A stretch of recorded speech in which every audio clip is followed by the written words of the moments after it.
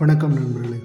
இன்றைக்கி நம்ம அரிசி பருப்பு சாதம், கோயம்புத்தூரில் ரொம்ப ஃபேமஸான இந்த அரிசி பருப்பு சாதம், கோவை மாவட்டத்தில் தான் நல்ல ஃபேமஸான இந்த அரிசி பருப்பு சாதம்.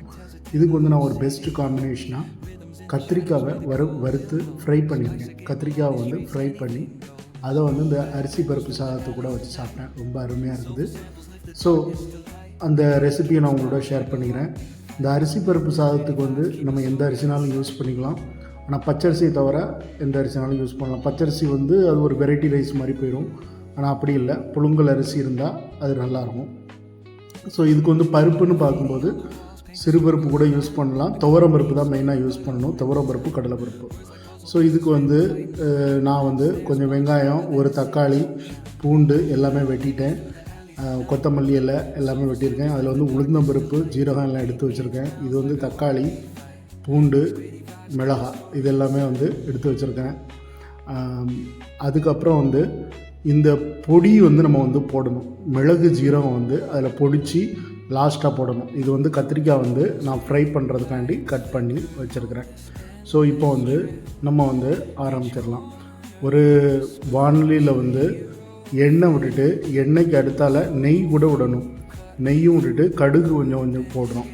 கடுகு போட்டு அதுக்கப்புறம் உளுந்தம்பருப்பு, கடலைப்பருப்பு இது எல்லாமே கொஞ்சம் சும்மா போடணும்.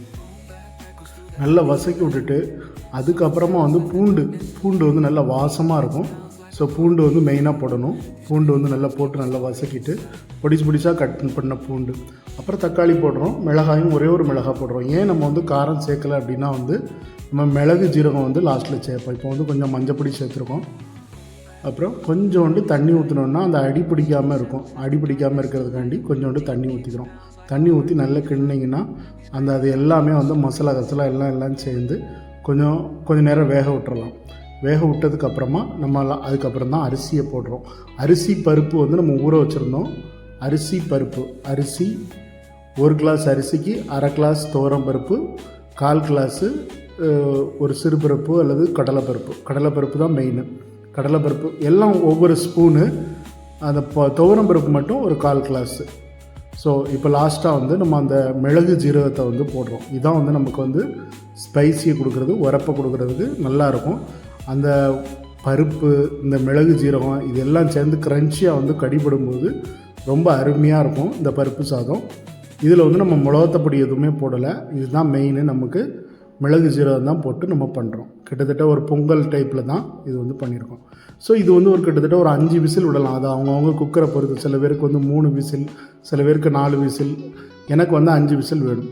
ஸோ நான் இப்போ அதை சைடில் வச்சுட்டேன். அது நம்ம அந்த குக்கரில் 5 விசில் வந்துருச்சு. நான் அதை ஆஃப் பண்ணிட்டேன்.